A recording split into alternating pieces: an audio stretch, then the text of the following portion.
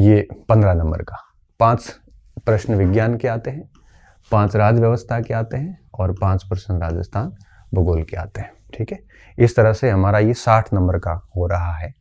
अब देखो विज्ञान, ये विज्ञान आप उसमें स्माइल स्टडी में आ जाते हो तो विज्ञान उसमें आ जाती है। इसके साथ में 9th-10th की किताब आप देख सकते हो और उनमें ये सारे पोर्शन है। आप क्या करना, उन टॉपिक को फोटोकॉपी करवा के एक छोटी बुकलेट बना के और उसको पढ़ लेना, तो उसमें साइंस के ये पोर्शन आ जाते हैं और आप इसकी कोचिंग भी कर सकते हैं। विज्ञान का भाग किसी अच्छे शिक्षक से पढ़ लोगे तो मुझे लगता है कि उसको भी आप आराम से कर सकते हो और किताब से भी कर सकते हो, साथ में कोचिंग भी कर लो।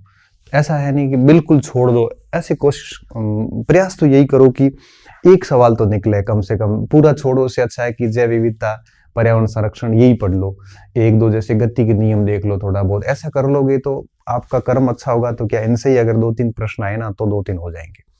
मैं सभी विद्यार्थियों को यही सलाह दूंगा कि पूरा पोर्शन कोई मत छोड़े। आप थोड़ा बहुत 2-2, 3-3 टॉपिक भी, जहां कुछ भी नहीं हो रहा है ना वहां 2-2, 3-3 टॉपिक पढ़ते रहे, ताकि क्या है कि एक आधा प्रश्न भी आ जाएगा।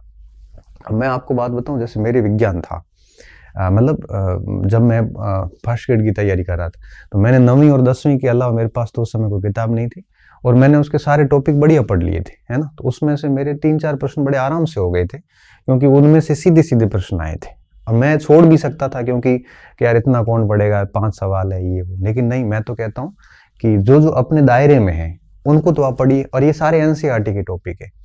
आप एनसीईआरटी के एप्लीकेशन डाउनलोड करके और उसमें विज्ञान की किताबें 6ठी से लेके 12वीं तक देखना, उनमें ये सारे टॉपिक मिल जाएंगे, है ना। फिर उन टॉपिक को डाउनलोड कर लो, प्रिंट करवा लो और उन टॉपिक को बढ़िया तरीके से खुद 1-2 बार पढ़ के शॉर्ट नोट्स बना लो, फिर किताब की भी आवश्यकता नहीं रहती।